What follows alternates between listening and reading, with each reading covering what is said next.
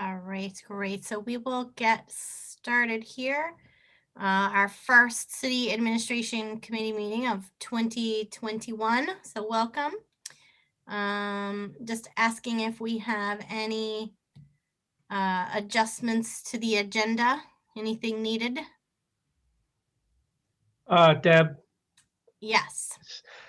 just to let you know, the item 3.2, so the approval of the single audit, I think if it's okay with the committee, the report's not quite ready yet, so I was hoping to push that just to the council meeting. Okay.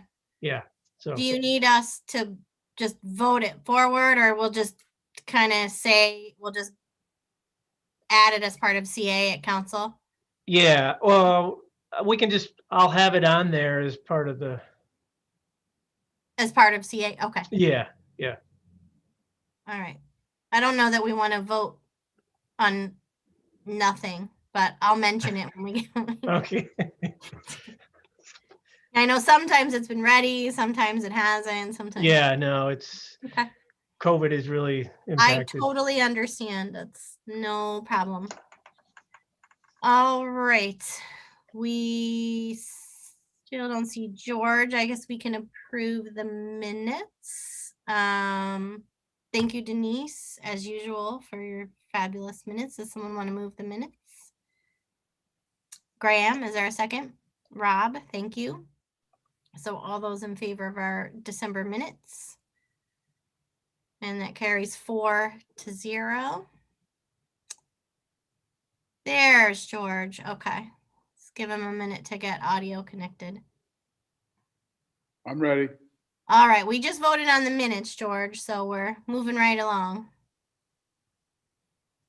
I did not have any statements from the public emailed through the portal, and I did not have anyone sign up for public comment this evening. I just didn't know if anybody else had any comments that they had received in this COVID land. We try to make sure we read, what we may have received, but I have not received anything. Anybody else from the committee have a public comment? Nope. Okay. We don't have any items on consent, so we can move right into our voting items for this evening. And I'm looking for someone who wants to move 3.1, the South Cayuga Street Bridge Deck Project. Graham, thank you. Thank you, Deb. So this is item 3.1, South Cayuga Street Bridge Deck Replacement Project. Whereas a project for the rehabilitation of the South Street Cayuga Bridge over 6 Mile Creek, the project is eligible funding under Title 23 US Code as administered by the Federal Highways Administration as amended, that calls for the apportionment of the costs of such program to be borne at the ratio of 80% federal funds and 20% non-federal funds. And whereas the City of Ithaca desires to advance the project by making a commitment of 100% of the non-federal share of the costs of scoping, preliminary design, detailed design, construction, and construction inspection, and whereas this project constitutes a reconstruction of a facility in kind on the same site, as well as maintenance or repair involving no substantial change in an existing facility, and is therefore a Type 2 action under National Environmental Policy Act regulation, and in accordance with relevant regulations, and in accordance with section 176.5, Type 2 actions requiring no environmental review. And whereas as part of the approved 2018 budget, Common Council authorized $155,000 to cover the cost of participation in scoping and preliminary design phases, and an additional $25,000, 100% local share, to cover project administration costs. And whereas on June the 6th, 2018, Common Council authorized $210,000 to cover the cost of participation in detailed design. And whereas on December the 21st, 2020, an additional $1.68 million in funding for the project was made available by the New York State Department of Transportation to cover the cost of participation in construction and construction inspection. Now, therefore, be it resolved that Common Council hereby authorizes the City of Ithaca to pay, in the first instance, 100% of the federal and non-federal share of the costs of scoping, preliminary design, detailed design, construction, and construction inspection thereof. And be it further resolved that the City of Ithaca Common Council hereby amends project number 848 to add $1.868 million for a total of $2,070,000. And be it further resolved that funds needed for the said project shall be derived from the issuance of serial bonds with the city's estimated share of the project cost not to exceed 8.25% or $170,775. And be it further resolved that in the event that the full federal and non-federal share costs of the project exceed the amount appropriated above, Common Council of the City of Ithaca shall convene as soon as possible to appropriate said excess amount immediately upon notification by the New York State Department of Transportation thereof. And be it further resolved that the Mayor of the City of Ithaca of the County of Tompkins be and is hereby authorized to sign all necessary agreements with New York State Department of Transportation to secure federal aid and Marshall Selly Fund aid on the behalf of the City of Ithaca, and the Superintendent of Public Works is hereby authorized to sign all necessary documents, contracts, certifications, and reimbursement requests. And be it further resolved that the Superintendent of Public Works be and is hereby authorized to administer the above project. And be it further resolved that a certified copy of this resolution be filed with New York State Commissioner of Transportation by attaching it to any necessary agreement in connection with the project. And be it further resolved that this resolution shall take effect immediately, and I so move. Great. Is there a second? Rob, thank you. I have Adisu here. I don't know if anyone has any specific questions. This looks like we're entering the last phase of this project we've talked about a few times. So, George? I have a question for Adisu. Adisu, when this first came up, we looked at 3 different options, and I think the more expensive one involved a build out on on particularly upstream side of the bridge. Can you remind us which version this is that we're voting on tonight? Oh, Adisu, we can't hear you. You don't look muted, but we still can't hear you.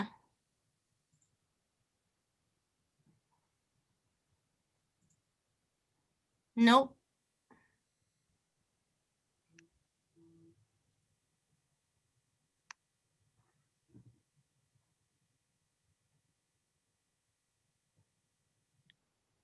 Maybe he Nope. didn't hear me. No, we heard you. I don't know. We heard you. Still can't hear you. Maybe click on that up arrow next to your mic and see if you could change the source of your microphone.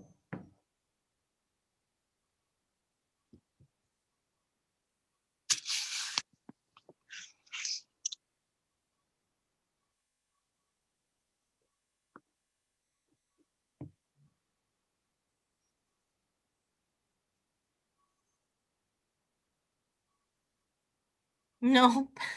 Now maybe just type it in the chat and one of us can read it off. There we go.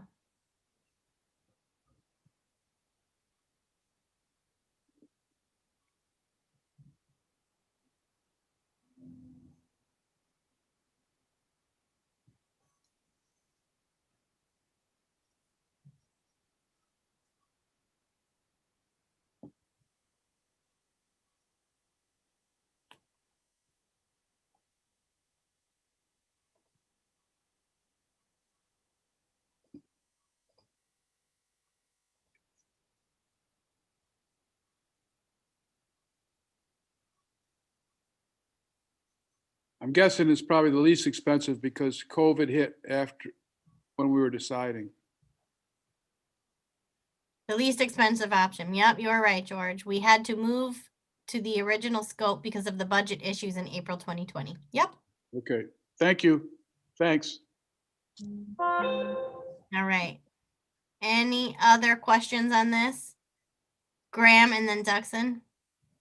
I'll keep it short, but Adisu, can you give us an idea of when we could expect construction to start on the project? Just roughly ballpark figure or date rather.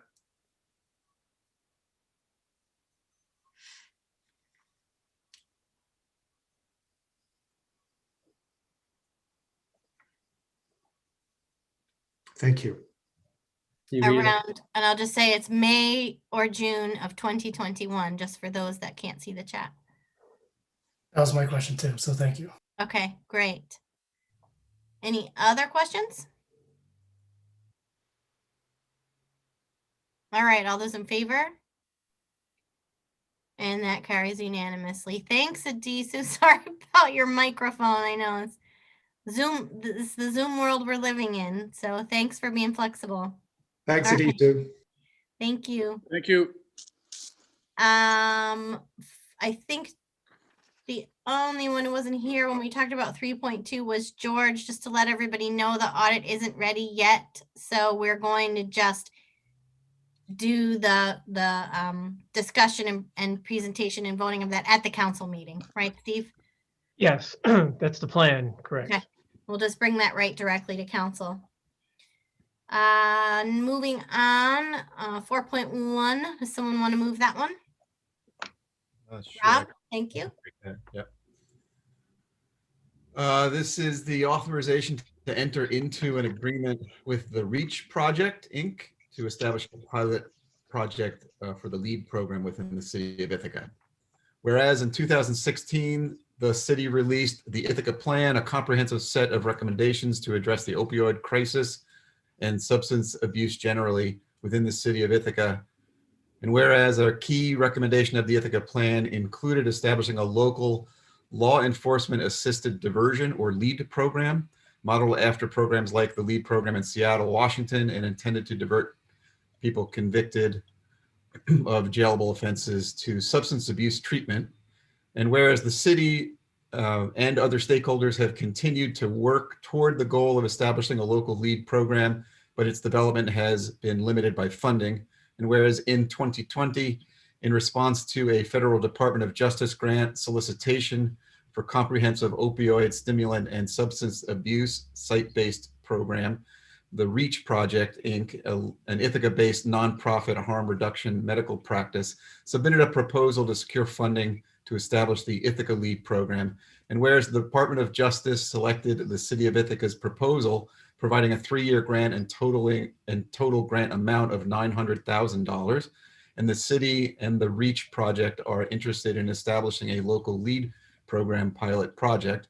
And whereas the purpose of the Ithaca LEAD program is to, 1, reduce racial disparities among individuals entering the criminal justice system, and 2, increase the diversion rate for all eligible nonviolent crimes, and 3, link participants to harm reduction focused substance use disorder or SUD and mental health providers, as well as other agencies that address social determinants among the target population. And whereas the City of Ithaca is the recipient of the grant and the REACH Project has committed to employ, supervise, and train caseworkers and/or case managers to support the LEAD program and grant goals. And whereas in addition to employing the case management staff needed to support the LEAD program, the REACH Project shall assist city staff in its responsibilities to submit and coordinate data for grant reporting requirements. And the city shall be responsible for overall administration of the grant and ensuring that the grant provisions are fulfilled. And whereas the REACH Project and the city will be responsible for each organization's respective costs of the LEAD program in the first instance, but shall submit for reimbursement in accordance with the grant requirements and terms of the agreement between the parties. And whereas the LEAD program will not require additional city staffing or specifically dedicated city resources at this time, program expenses are considered part of the city's 2021 budget and subject to reimbursement in accordance with the grant requirements and the terms of the agreement with the REACH Project. Now, therefore, be it resolved that the Common Council supports the establishment of a LEAD program and the partnership with the REACH Project to establish the program services, and be it further resolved that the mayor, upon the advice of the controller and city attorney, is authorized to execute any and all documents necessary to accept and facilitate the Department of Justice grant distribution. And be it further resolved that the mayor, upon the advice of the city attorney, is authorized to execute a funding agreement with the REACH Project, Inc. to memorialize the roles and responsibilities with respect to federal grant and lead program. And I so move. Great. Is there a second? Graham, thank you. Hi, Mayor. I see the mayor and Travis. So do you want to say anything first about it before we open the floor for questions? Sure, I'll let Travis say a few words, but I just want to appreciate everything Travis and his team and the Reach team themselves did to help us assemble this grant and bring home $1 million to make this project happen. It is becoming clear in our, as it says in the resolution, this program is a long time coming. It's not untried. It's been from its inception in Seattle. It's been tried successfully in several other cities, including not far from here in Albany. And it is where in this work is we're now knee deep in the process of reimagining public safety to find solutions that are pure win-wins. And this is a win-win in that it gives a more sensitive, more culturally appropriate approach to restorative justice and to getting people back on the right track, while also giving our police department more tools and taking some of their workload off their plates. Now, most of the solutions we look at are not such clear win-wins, but this one was. Where was the only lose is that we didn't have the money for the program. And Travis and his team turned that into a win as well. So I'm here in case there's any questions, but otherwise I'll turn it over to Travis. The mayor pretty much summed it up. The program is a long time coming to the community. It took a lot of work to get here. A few years ago, when we did our first RFP, we worked out a lot of the issues, a lot of the roadblocks, got our key stakeholders involved.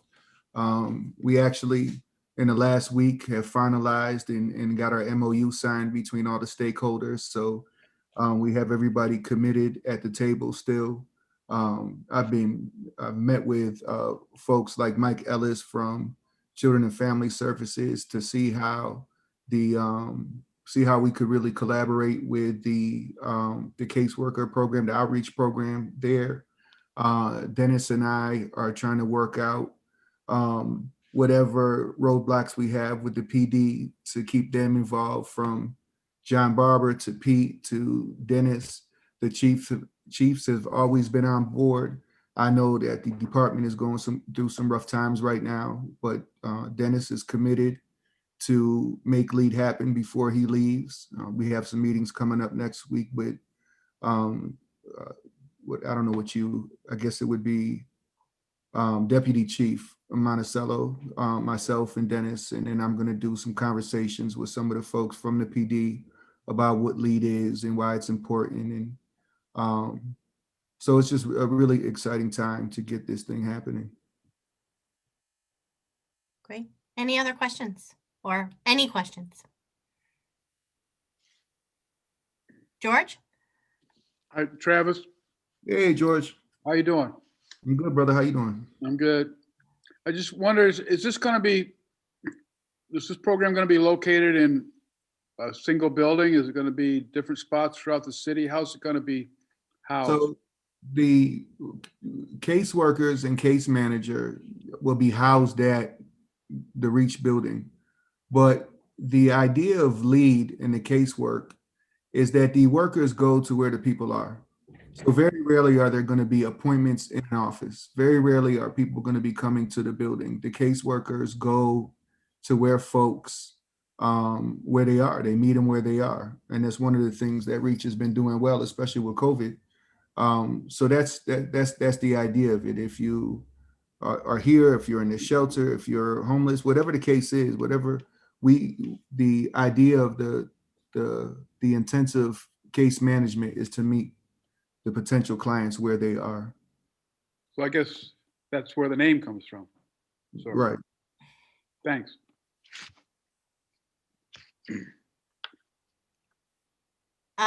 Dixon, and then Donna, and then Graham. Hi, Travis. Thank you very much for your work on this. So it's for 3 years, right? And each year looks like it's $300,000. 115 goes to Reach to support the their outreach person, and the city takes in 185,000 of that for organizational stuff and meeting the reporting demands of the grant rate. So do you know how that'll be spent on the city side? And who? Year one, there's 35,000 that goes to IPD to cover costs of training, to cover costs of overtime that may occur for the two lead officers. There is money to fund the project manager and the community engagement worker. Those two positions are housed at GIAC. And then there's money for the mandatory trainings and supplies and things of that nature. Great, thank you. I had Donna and then Graham. Hi, Travis. How you doing? I'm good. This is terrific. I think it's great that you got the grant and we're moving along. I think it's wonderful. I'm curious, I think the answer to this is yes, but I want to clarify. Clients who are not abusing substances will also be eligible. Is that right? Yeah, so let me explain just so everybody is on the same page. The idea of LEAD is to work with folks that are experiencing that are involved in crimes of social issues, so around poverty, addiction, and mental health. So we have found that folks that are dealing with one of those three issues, some folks are dealing with all three at the same time, tend to clog up the justice system, tend to take a lot of time away from officers actually dealing with crimes that are more crimes that are greater to deal with. For folks that really aren't criminals, these are folks that are dealing with other issues and find themselves engaged in activities that are illegal because they have other issues. So if you can get them help in regards to those other issues, if you take a 21-year-old, an 18-year-old kid who is on the street selling 20 bags of marijuana, right? Don't really want to be out there, to get caught up. And they get into the program, and really what they need is some housing, some job training, some employment. And now instead of that person ending up on probation, ended up violating probation, maybe ending up in prison, maybe end up in day reporting for years because they can't pay their way out of it. This person now is what we want an Ithaca resident to be: engaged, paying taxes, working, living, a meaningful life, what we would call a Paying meaningful. more taxes. Yeah. So it's not just for folks who are dealing with heroin issues, addiction issues. We know, some of us in this room know folks that take up a lot of IPD time, that have mental health issues and need some services. And it's not to say that Ithaca doesn't have plenty of programs. We do, but not every program fits everybody's needs. Otherwise, we wouldn't have these issues, right? It's like education. You can't teach all kids the same. You can't take a triangle and try to push it through a square hole. A square hole is just not gonna work. Thank you. I had Graham next.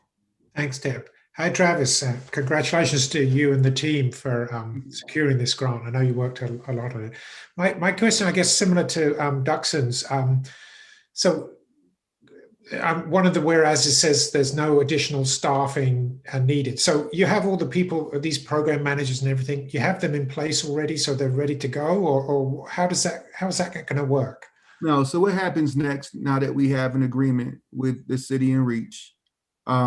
Reach is they have to advertise their caseworker, their 2 caseworker positions, and advertise the case manager position. I do believe the case manager is somebody already on staff, and they're going to increase hours to accommodate that, but they have to hire 2 caseworkers.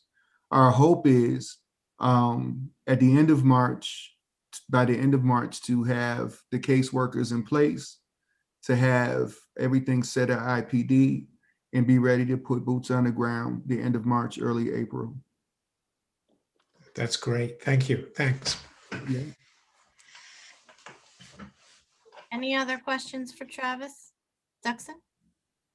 This is your we, last we know one. that. So we don't know what's going to come out of the academic group from the reimagining effort yet, but I don't know. Do you feel like it's adaptable to any kind of major reforms that might come out of that effort? My hope would be that this is something that's on a to-do list, right? To establish lead in the community. It should be. It's something that is already here and can be done. Like the cool thing about lead is this. One, it's what it does for the clients, right? But two, if you have a police department, any police department in this country, officers have two tools. They arrest you or they don't. And so when I went to Seattle the first time, like it was really weird for me to be in a room with nothing but officers and hear about a program that the officers are doing for the community. Until I sat down with a few of the officers and they started talking, and these officers are the ones that jump off the back of the trucks, kick in the doors. That's what they started with in most municipalities. They start with the hardcore officers because if they buy into it, it trickles down to everybody else, right? So when the officer started saying that, the thing about lead for him was it gave him compassion in policing.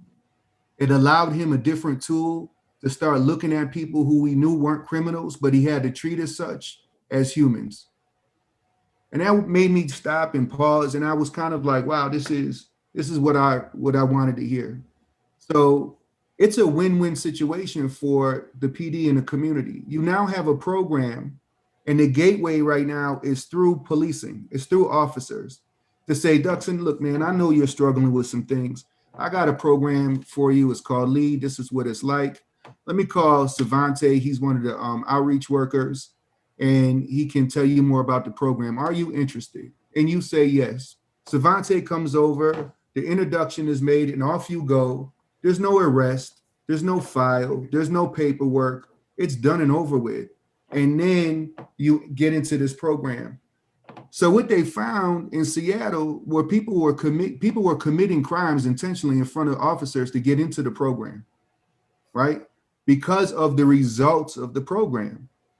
But it allowed officers now to check in with you to see how you're doing versus to watch you to see what you're going to do next. Does that make sense?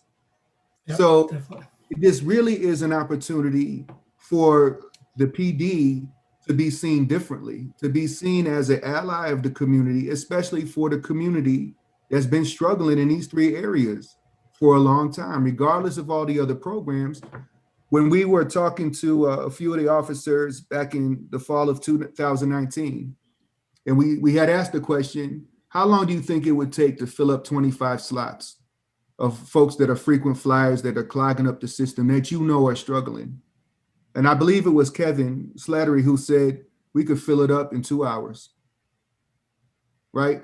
This is an issue in this community, but I do think that the program allows for IPD to be seen differently, to be engaged differently, and to be involved differently. I think it's a win. So if the Reimagining Police Group, Shelley, doesn't put this on the list of things to do, it would be a huge missed opportunity, especially it's here. The funding's here. Why would we not? It's a definite win for the city, the police department, and the community from day one. Thanks for that. And thanks for walking through the process for anyone who's watching who doesn't already know how LEAD works, walking through exactly what happens when an officer encounters that situation. Thank you. And just so y'all are clear too, this is not something that you have to take two officers off the streets and have them do lead. You incorporate lead into what they're already doing.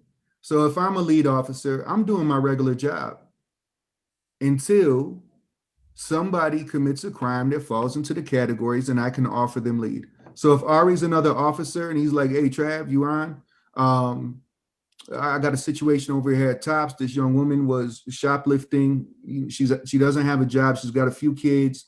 I think she'd be good for that lead program you're always talking about. I can come over and take over. We can get her into the program. I'm not like on lead duty. I'm on my regular duty, and I know I'm trained to offer lead to folks. And once you fill up in the first year, you're only looking at 40 to 50 clients. So once you fill up, then you don't have new clients coming in on a regular basis because you're full until clients leave, or we demonstrate how successful the program is and we get more case workers. Oh, thanks for saying that too. I was going to ask about the capacity. Great, thank you. Thank you. Sounds wonderful.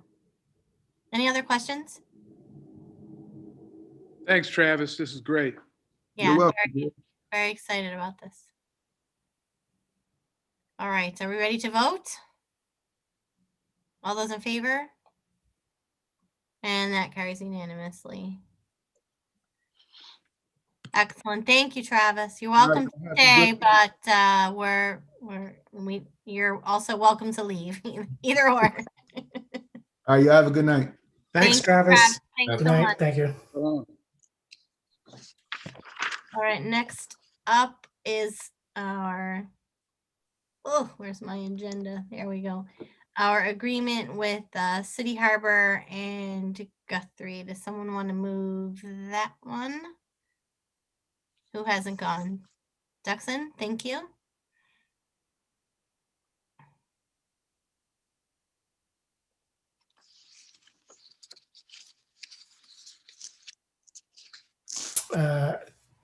Resolution 2021, approve the following agreements. A, an amendment to the easement for outfall pipe facilities. B, agreement for access to and use of effluent and access agreement. C, easement termination and relocation agreement. And D, proximity disclosure agreement. Whereas City Harbor LLC, a New York limited liability company, is the owner of certain real property located at 101 Pier Road in the city of Ithaca, County of Tompkins, state of New York. And whereas the Guthrie Clinic, a Pennsylvania nonprofit corporation, is the owner of certain real property located at 101 Pier Road in the city of Ithaca. And whereas the city of Ithaca, town of Ithaca, and town of Dryden collectively own and operate the Ithaca Area Wastewater Treatment Facility located at 525 3rd Street in the city of Ithaca. And whereas the developers have met multiple times with the Special Joint Committee of the facility and its designated representatives to discuss plans for development of the City Harbor property and the Guthrie property, which involve multiple agreements with the municipalities.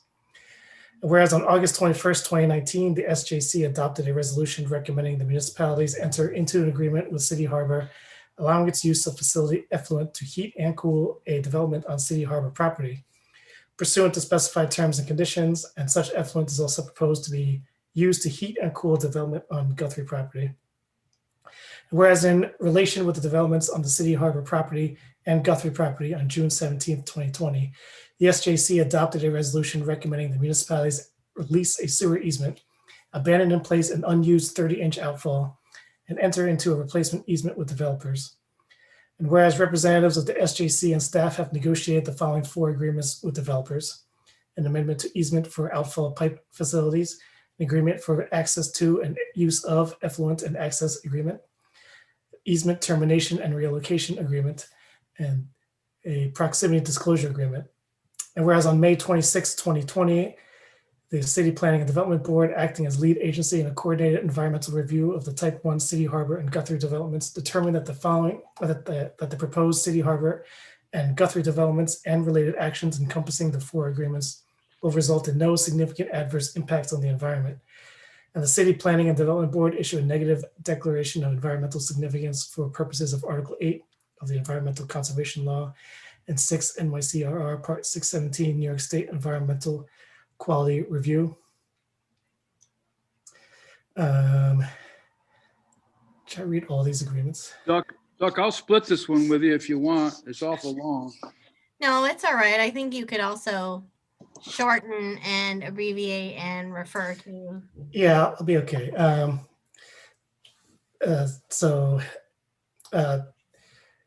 Whereas on December 16, 2020, the SGC approved a resolution recommending approval of 4 agreements contingent on all municipalities approving each agreement and on all such approvals becoming effective. And the SJC further recommended that the effective date of all 4 agreements occurs simultaneously. And then there are the 4 agreements. to the easement for outfall pipe facilities,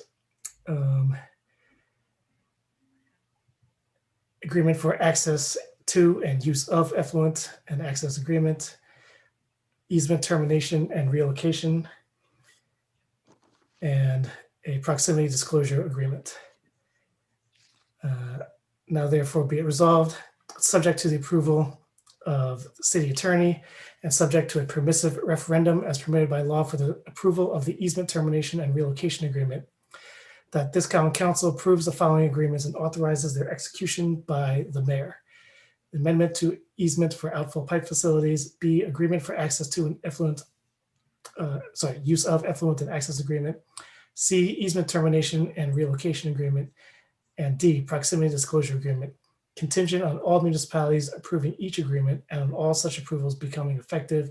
And be it further resolved that the four agreements shall be finalized so that the effective date of A, B, C, and D occur simultaneously. And I so move. Great. Is there a second? Graham, thank you. Are there questions on this?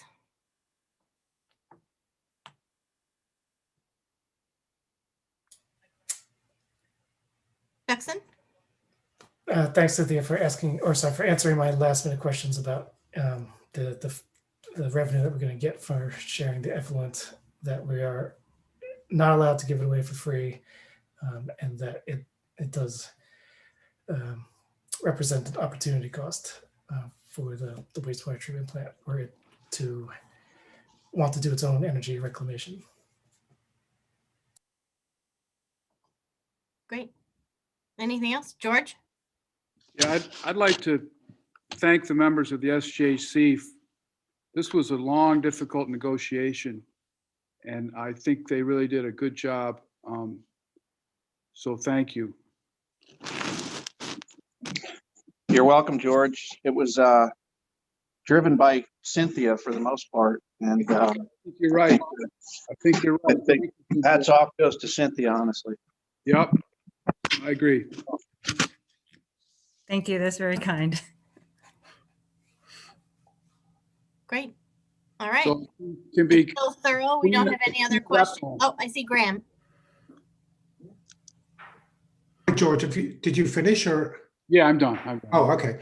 So I'm just looking at this fee, Scott or Cynthia. So this is an annual fee that there's no time limit on that, or is there a specific timetable for that, or is it in perpetuity? Fee goes for the duration of the agreement, which I want to say is about 40 years. Okay. The fee is set by the market rate of energy, the date that the project receives a certificate of occupancy, and that fee will increase by 2% a year for the rest of the term. Okay, great. Thank you. Yeah. Jackson? Yeah, I think this is an incredible project and something perfectly in line with our Green New Deal energy goals. Do you know offhand, this might be in this long stuff, but offhand, how much energy savings they expect compared to traditional electric air source heat pump? Well, I haven't calculated it in terms of wattage, but we did calculate it in terms of cost per watt, and so you can see that what we are charging is essentially just 15% of the energy savings that they are receiving by using effluent source heat instead of air source heat pumps. And if you consider air source heat pumps to be kind of the Cadillac in terms of energy efficiency, you're getting a sense of the really fantastic savings in terms of energy that they're receiving as a result of this project. I think when this is finally approved and put into place, people across the nation will be looking to this project as a source of inspiration to see how it can be replicated in other locations. So I think we have a lot to be proud of, and we'll be able to put this as a feather in our cap in terms of leading the community in energy efficiency. Great. Any other questions? Nope. Again, thanks so much for all your work on this. It is pretty groundbreaking, trailblazing, etc. So thanks. All those in favor? And that carries unanimously. Excellent. All right, we've got 4.3. I'm just scrolling through all the Great versions. project. Thank you.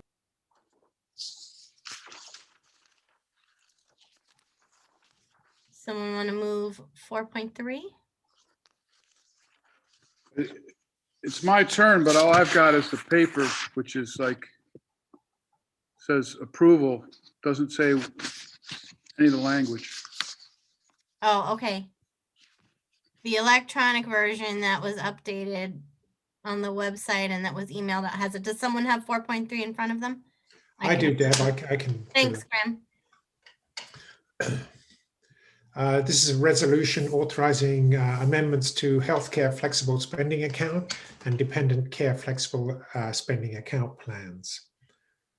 Whereas the City of Ithaca sponsors healthcare flexible spending account and dependent care flexible spending account plans in which employees of the city may elect to participate on terms as set forth in the plans and governing laws and regulations. And whereas Section 214 of the Consolidated Appropriations Act allows amendments to be made to those plans to make their use more beneficial to employees and dependents impacted by the COVID-19 pandemic. And whereas the city desires to allow employees to avail themselves of the relief provided by the CAA Section 214, and whereas amendments of the terms of the city's two plans terms is necessary to accomplish the foregoing, now therefore be it resolved that the terms of the city's plans are amended effective immediately as follows. 1. Employees who participated in the city's plan, but both of the plans or both of them, either of the plans or both of them during 2020, and who at the end of the 2020 plan year had a balance remaining in either account, may carry forward the applicable account balances into 2021. And employees who participated in either of the plans or both of them during 2021 and who at the end of the 2021 plan year had a balance remaining in either account may carry the applicable account balances forward into 2022 without limitation. And 2, employees who participate in either plan or both during 2021 and who at the end of 2021 plan year have a balance remaining in either account may carry forward the applicable account balances into 2022 without limitation. And employees eligible to participate in either plan or both of them may make up to 2 changes in their plan elections at any time in 2021, including elections to participate, increase or decrease contributions, or to cease to participate without regard to whether a qualified status change has occurred.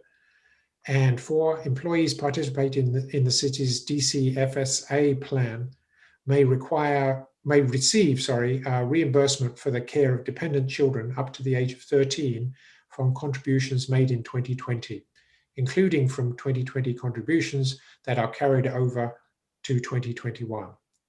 And be it further resolved that the city's mayor, director of human resources and controller shall take such actions as they deem necessary or desirable to document and communicate or to cause the administrator of the city's plans to document and communicate these plan amendments to employees eligible for participation in the plans, and to implement the foregoing amendments and make the amendment plan features available to employees as promptly as practicable. And I so move. Is there a second? Rob, thank you.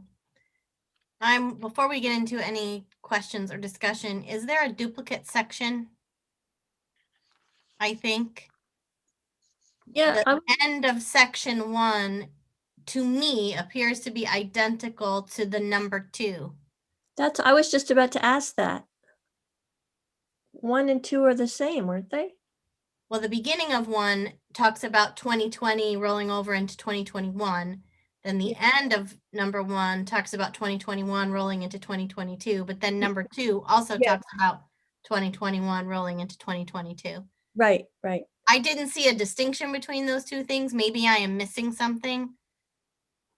But I'm just saying, as a friendly amendment, I think we either don't need number 2 at all, or we need to take out the duplicate in number 1 if you want to make a distinction between those two things. Shelley, are we reading that the wrong way? You're muted.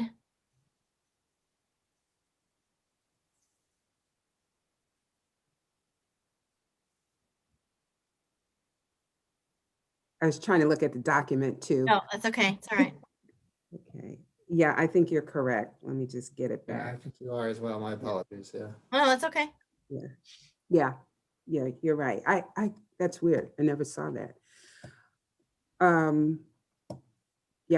Yeah, because it does say number 2, we can delete number 2. Okay. If you feel like it's helpful to have it separated out, that's fine. If you feel like you want number 2 because it talks about a different set of years, I don't think it matters. But I don't know if legally it doesn't matter to me, but Well, it might be clearer to take it out of number 1, the duplicate, and have number 2 specific, Yeah. because it's a different period of time. So just scratch out the end of number 1. Okay, that's fine. Thank you. Steve, is that making sense to you to send it on along to council? Okay, thanks. Yeah, looks fine. All right, so I'm assuming that's friendly yep. to the mover and seconder. Thank you. Okay, questions about this? It seems relatively straightforward, but Donna? Up until now, has there been I'm familiar with the Cornell plan. There's like a 3-month carryover into the next year. Has that been the case up until now? So currently we have, you can roll up till the end of March, you can, file a claim. Yeah. So we currently have a carryover right now of maximum is $550 only for medical. Uh-huh. So go ahead, Ari. Oh, I'm sorry. No, go ahead. You can finish. So what this is doing, it's allowing it not only to apply to be unlimited in terms of the amount that you can carry over, and it applies not only to medical but to also to dental. I think that's great. I mean, it's their money. I mean, so that's good. And there are a lot of employees who, because of the disruption due to the pandemic, they had, they would lose money because of childcare. And Donna, I totally agreed. I think I think what you're referring to when you ask about Cornell versus the city is also the fact that the federal regulations around this provide 2 options for flexibility when you're not looking at the special pandemic setting. One of them is that up to $500 can be rolled into the ensuing plan year and be part of that entire plan year, which is what the city does. And the other, which I believe is what Cornell does, is that all of the money, not just $500 from one plan year, can be rolled, have a flexible period that runs through the first few months of the ensuing plan year. And those are 2 different approaches. The city uses the $500 cap that rolls into the entire ensuing plan year, whereas Cornell does the entire dollar amount that is only flexed into the first few months of the ensuing plan year. But either way, the federal bill that was just passed as a result of COVID allows a full year of flexibility as a result. This is great. I'm glad we can take advantage of that. Right. And just clarifying, this is dependent care. I think you said dental. It's medical and dependent care. Okay. Both. Okay. But she did say dental, yeah. Okay, that's fine. Just making sure. Okay. Any other questions on this? All those in favor? And that carries unanimously. It looks like 4.4 is relatively similar. Does someone who I doesn't can do that. I can do that because Denise printed it out for me. Aw. Denise is awesome. I would agree with that. Ready? Here we go. City Administration, Human Resources and Policy, a resolution authorizing extension of leave time made available pursuant to the Families First Coronavirus Relief Act through March 31st, 2021. Whereas on March 18th, 2020, the federal government adopted the Families First Coronavirus Relief Act, which is the FFCRA. Whereas the FFCRA required certain employers, including the city of Ithaca, to provide specified paid leave benefits to employees to assist them in managing illness and family care demands during the COVID-19 pandemic, including leave pursuant to the Emergency Family and Medical Leave Expansion Act, the EFMLA leave, and the Emergency Paid Sick Leave Act, the EPSLA leave, effective on or about April 2nd, 2020. And whereas the FFCRA mandate for covered employees to provide EFMLA leave and EPSLA leave expired on December 31st, 2020. And whereas Section 286 of the Consolidated Appropriations Act of 2021, the CAA, authorized employers to voluntarily extend the time by which employees must use EFMLA leave and EPSLA leave from December 31st, 2020 to March 31st, 2021 on the terms stated in the initial FFCRA enactment and without increasing the limits on mandated leave contained in the FFCRA, and whereas the CAA, like the initial FFCRA, does not extend any subsidy or refundable tax credit to public sector employers to defray all or a portion of the cost of EFMLA leave or EPSLA leave, and whereas the city nevertheless desires to allow employees continued use of paid leave benefits provided under the terms of the FFCRA as initially adopted through March 31st, 2021, now therefore be it resolved that the city shall extend the time by which EFMLA leave and ESPLA leave may be used by employees on the terms contained in the FFCRA as initially enacted into law and under applicable regulations duly adopted thereunder to March 31st, 2021, and be it further resolved that the city shall continue to coordinate the paid leave benefits provided by the city to employees with those provided pursuant to the FFCRA in the same manner as it has to date, to avoid duplication of payments whenever lawful and practicable. And be it further resolved that the city's mayor, director of human resources, and controller shall make application for any federal or state assistance that may become available to reimburse or otherwise defray the city's cost of providing mandated or voluntary benefits pursuant to the FFCRA, provided they deem the terms under which such assistance is offered to be advantageous to the city. And that's all I've got. Is there a second, Graham? Thank you. This sounds similar to before, except is this related to when someone falls ill or a family member falls ill related to COVID? Is that what this is? So yeah, so the paid sick leave is basically awards 10 full, 10 days of full pay for anyone who goes into isolation, quarantine, or is sick. Okay. And then the EFMLA is related to childcare needs. And it's 2/3 pay, but that they can offset that with leave time. Okay, great. Any questions on that? George? I'd just like to submit that I think I just read the resolution with the most acronyms in the history of the city of Ithaca. I think you're right. I'll second that. Nice job, George. Great. Any other questions at all? No, all those in favor? And that carries unanimously. Thanks. Thank you, Shelley. Yeah, Shelley, thank you for putting this together for our employees. I can't take credit for that. The federal government, no. You brought it to us. Our team did.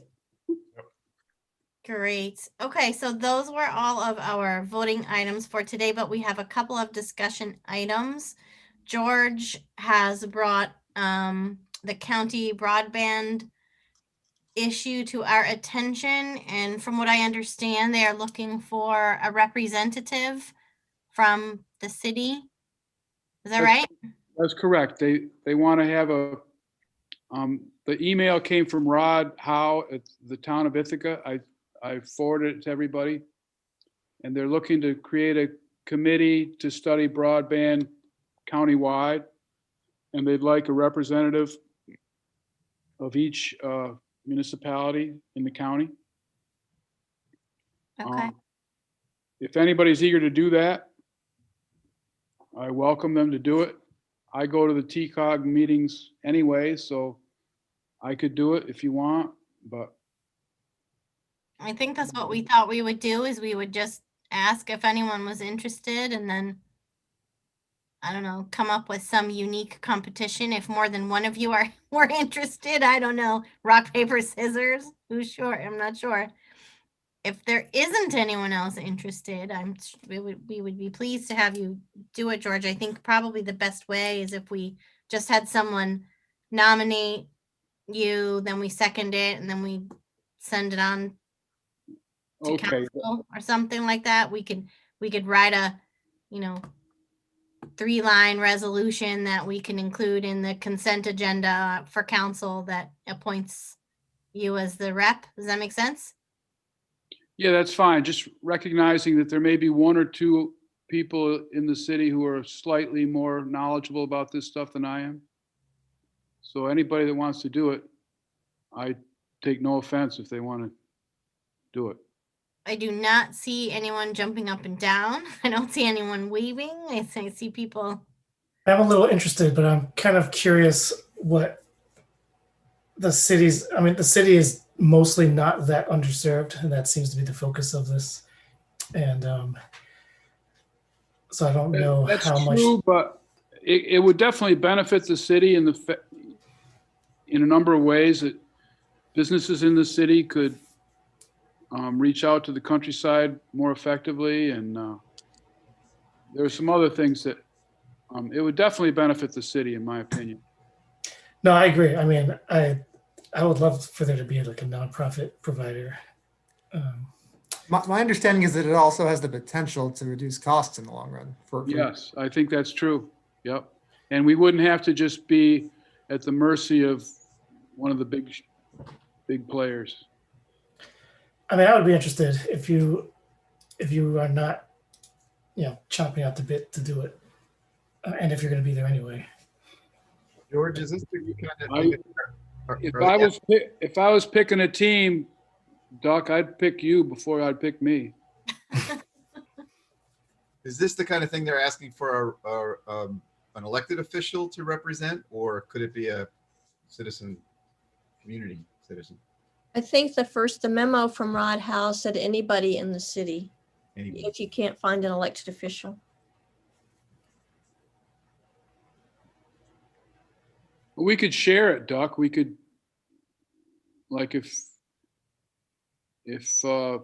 one of us was out of town, we could share it. Or That sounds good to me. This is definitely an area of interest. yeah, I'd like to have you. I'd like to have your eyes on it personally. So do we Alright, want I'm to in. say, so someone's nominating Duxton with George as an alternate or something, and then we'll just write up a resolution and put that in the consent agenda? So does someone want to move that? Sounds like they're happy to tag team, so I'm happy to Great. nominate them. So Graham is moving it. Is there a second? Rob, thank you. So all those in favor? And that carries unanimously. Excellent. Thank you, George, for bringing that up. I think it'll be good. Doug St. George, thanks. for Thanks, taking Doug. over. Thanks for bringing Yeah, it. thank you both. Oh, I have a quick question. Sure. Are we so are we revisiting a city contribution to the study? And are we being asked to do that? Excellent question. Let me find that out at the next TCOG meeting. Thank you. Yeah, you can always bring that through CA if that's something that Right. Okay. we need to, that's what we said about the budget process, was to let the broadband thing get a little further down the road before we decided whether we needed to put money. Do you think we'll be agreeable to that, or would I be just teasing them? I think the county already just put up the rest of the money, so I think don't. the county just said we're doing it, so Okay, all right. yeah. I don't think we need to, but I don't know what might develop down the road, so I don't want to speak for the entire council, and B, I don't know if there might be something down the road where additional resources might be needed. So I feel like you could always just bring it back to CA if that develops, either one of you, if now that you're going to be on the committee. So, Sounds good. yeah. Okay. So then just the last thing I wanted to talk about, is Savante back? No. Yes, I'm here. Hi. Did Hi. you want to talk quickly? I know you mentioned this in the state of the city. Sorry, there's a lot of state of the city, talking about putting a group of people together to look at the city government. Do you want to say a little more about that first before I kind of pose my idea was to pose a number of different questions, at least to this group, to start digging into the kind of work that we're going to need to do. But maybe if you give us a quick overview first, then I'll make sure I'm taking it in the right direction. Sure. Yeah, absolutely. So my thought is it's overdue for a reexamination. The last time we took a hard look at how the city functions from the executive standpoint was 10 years ago with the Novak report. They identified that, look, you have a chief executive that's elected with a blend of strong mayor and not so strong mayor qualities. I'm not talking about any particular mayor. I mean, the actual form of government here. A strong mayor in that the mayor supervises the staff. It's weak mayor in that the mayor cannot summarily dismiss the staff. They all have civil service protections. And that is unusual. That's a blend of the two different forms of local government that you see around. What's also unusual is the number of people that report to the mayor, with about 12 direct reports. That is, it's frankly too many. And with 12 direct reports and a complicated city to run, the compensation for the mayor is also frankly too low. They make about half of everybody half as much as every single person that they supervise. Also, when you compare it to other cities, much less other organizations, nonprofit and for-profit organizations, the compensation for the mayor's office is way too low. Something many of us on council, we've just known this forever. One of the things that came out of the Novak report was, well, it would help if there was a chief of staff. So we created a chief of staff position about 9 years ago now. But especially with some of the terms of council members who have been here for a while, most notably Chair Malinoff, city administration, we thought, well, this might be the year to take a deep dive in and see if it's possible to fix this and what changes we should make to help the city run more efficiently and deliver the services that we have to for the people we represent. So I asked Deb if she'd be willing to do that. She kindly agreed to lead that work here in her final year on council, and to form a committee that would work through city administration to bring some recommendations to the full council and also to the public if that's necessary via a referendum. Great. And we've talked a little bit offline. So I think what we're looking at now is we've got two council members from each committee that have agreed to help with this. So it'll be myself and Rob, and Donna and Seth are going to be the council members taking a look at this. And Shelley will be helping, Dan will be helping. I'm sure, Ari, we will need you at some point if we have to go down the referendum road or any other major changes to charter code or whatever.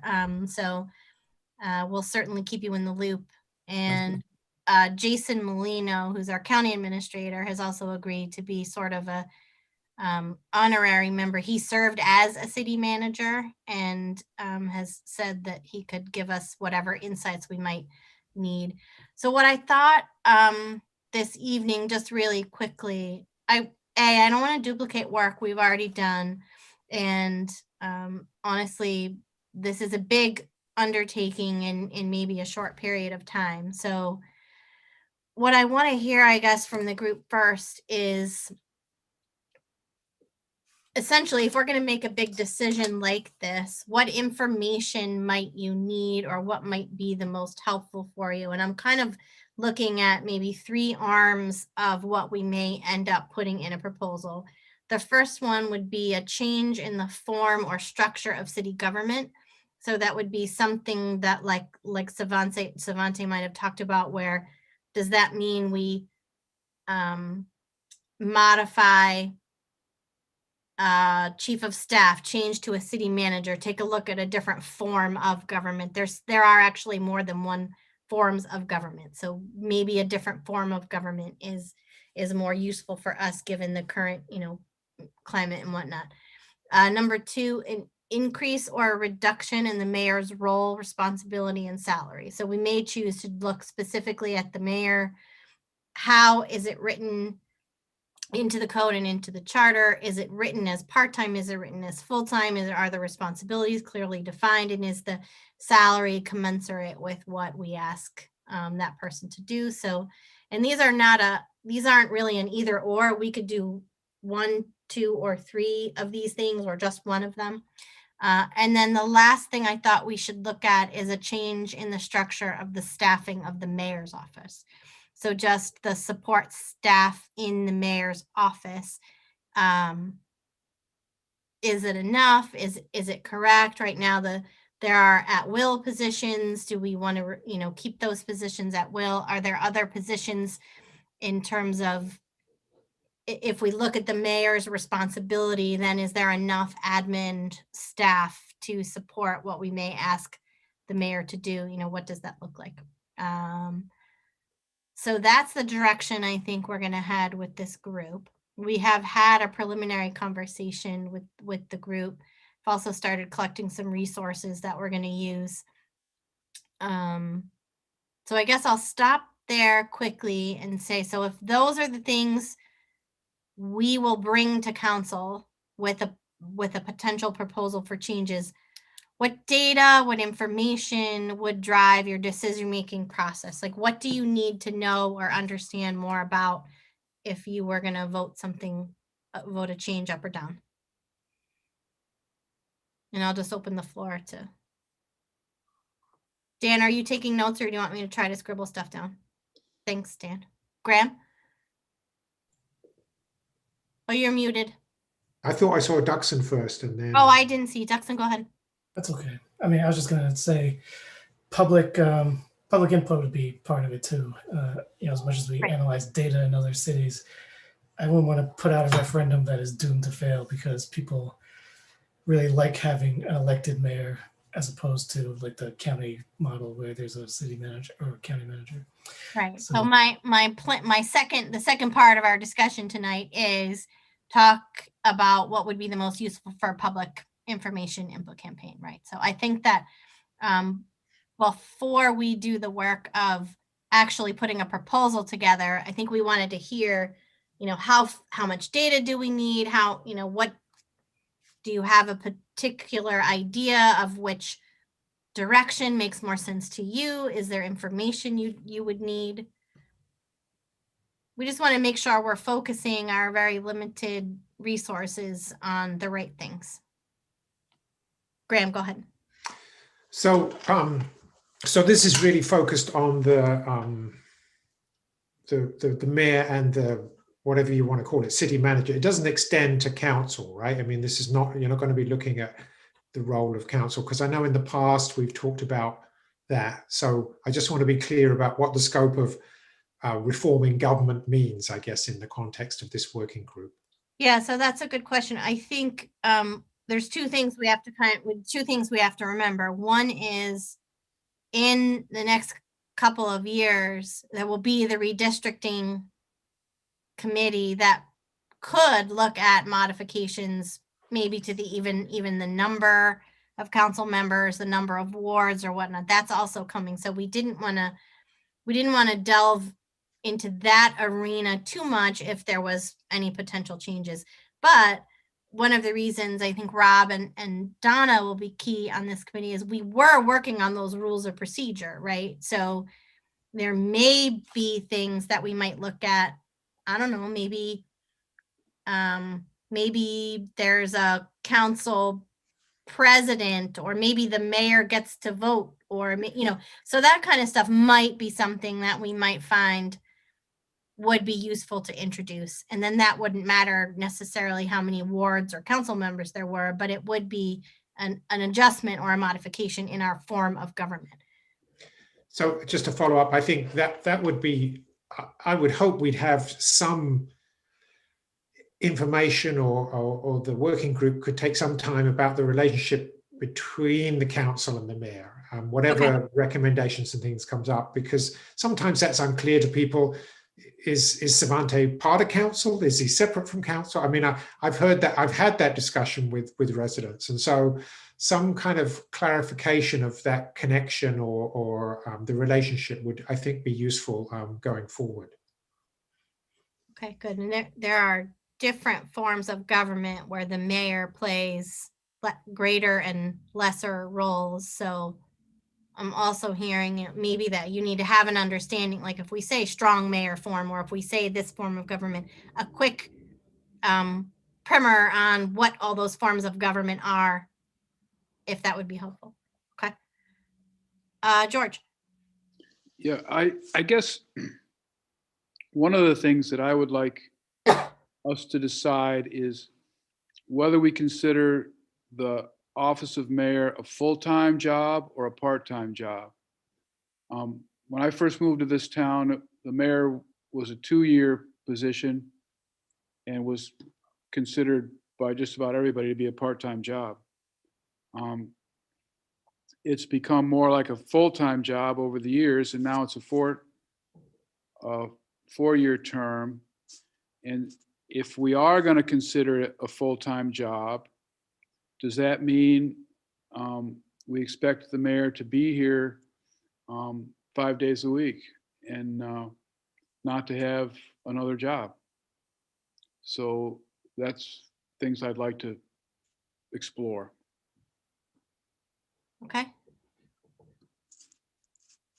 What else? Dexon? I'm assuming this is already part of the process, but certainly comparisons with other municipalities, and maybe even if it's easy to get the residents' reactions to how they work.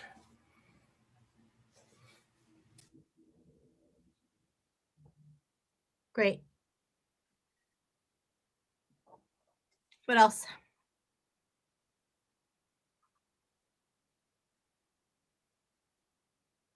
I guess I don't really know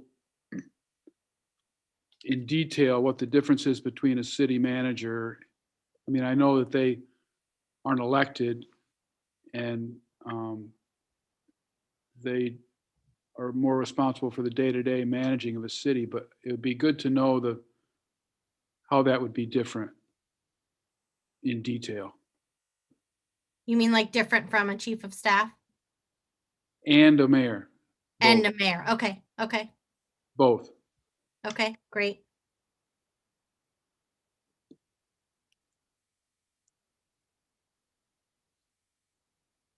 What else?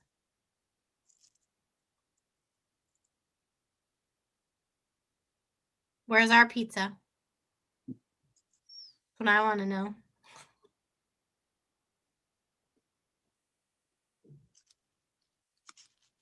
That's the bonus of being on the Commons. People just stop by with a piece.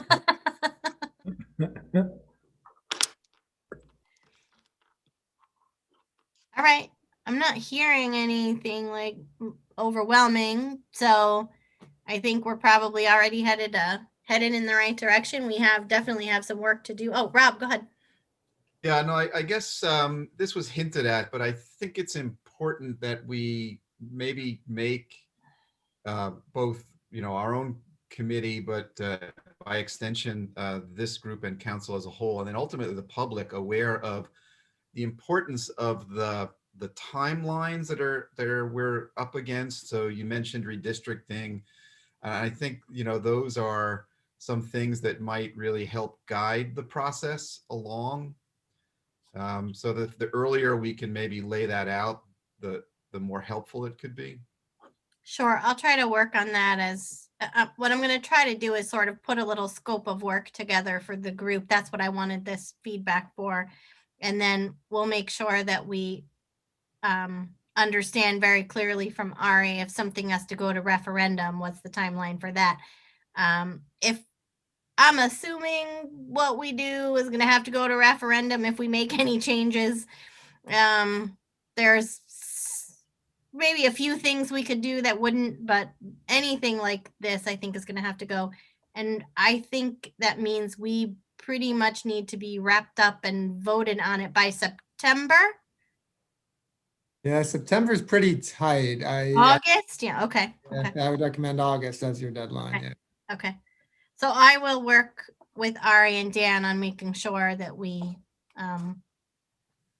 have the work done. The good news is this has been done all over the country in a lot of different municipalities. So I think what we need to do is to just take a look at the research and the benchmarking and come to some sort of consensus around what we think is the best for the city. So I don't think the research phase of this will take long. It'll just be gathering what already exists. I think the discussion around what makes the most sense for us is what will take the bulk of the time. Well, and also I think it's worth noting that a lot of this research was also done here locally 20 Right. years ago, and we just can dust that off and see if anything's changed. And from Right. what little I've looked at it, it hasn't changed very significantly. Right. Is annexing the town an option so we can reduce confusion? No, but we can dissolve the city. Yeah, that's talk about that'll be not, that won't be weak mayor or strong mayor. That'll be no mayor. That'll be like just done. That's what Vanetton did. Yeah. If you thought getting something through a referendum is difficult, get a municipality to vote themselves out of existence. It's very challenging, but we'll see. We'll tackle that at the next round. We'll tackle that when I'm not on council anymore. How about that? You can have fun with that one. All right. I think this is good. I think it's good feedback, and we will try to put this on as a standing agenda item for CA, maybe keep everybody updated with where we're at and what we're doing, and get feedback along the way that'll probably have it move a little faster. So, okay. That was it for our agenda items. The only thing I wanted to bring your attention to was that we did have all the future meetings listed on the second page of the agenda packet, and just the ones that were highlighted. Not that any of us can think about November or December right now, right? That seems like 42 years away, but that we are going to need to take a look at alternate dates for those just because of where the holidays fall. So right now, this is tentatively what we've proposed. Obviously, as we get closer to December, we'll need to choose which meeting we would prefer. I'm leaning towards the 20th, but we'll leave that to our decision down the road. So I know people wanted these dates for their calendars, so here they are. All right, anything else pressing? Shelley, did you want to talk about what you talked to me about for reimagining police timeline, or we'll just, Sure, I can real quickly here. I am actually will be pushing the button, sending an email to all of council just to let you know what the timeline is that we finalized. We're looking at February 17th as being the date at which we will publicly communicate a draft of the recommendations, and then from the 17th, basically another 30 days, we will take to gather input from the community regarding their reactions to the recommendations, and that includes council and the elected officials. And then we're looking at doing a presentation to council on the 24th of February, which is CA. And then there will be another session for you all to deliberate and discuss the recommendations on the following month, same day as CA. Whether or not it's a part of CA or a special meeting, I leave that up to Deb and Julie to determine that. And then the vote to adopt the plan will take place on March 31st. So we will have to have a special meeting for that. great, thanks. It sounds good. Deb, I had a quick follow-up for Shelley. So Shelley, I know there's been a lot of public outreach as part of this initiative. So in addition to the recommendations, will there be some kind of summary of that process? Or I don't want to make work, but I think it would be helpful for people to know how much work has gone into the public outreach effort of this. Certain, are you asking in the presentation or just in general to the Whichever's the least amount of work to get that information to council, I guess. Oh, well, we can certainly, yes, I can certainly incorporate it in the presentation to council. Great, wonderful. No matter how many public input sessions you had, it will never be enough, so. Yeah, I know. All right. Anything else? Does anyone want to move to adjourn?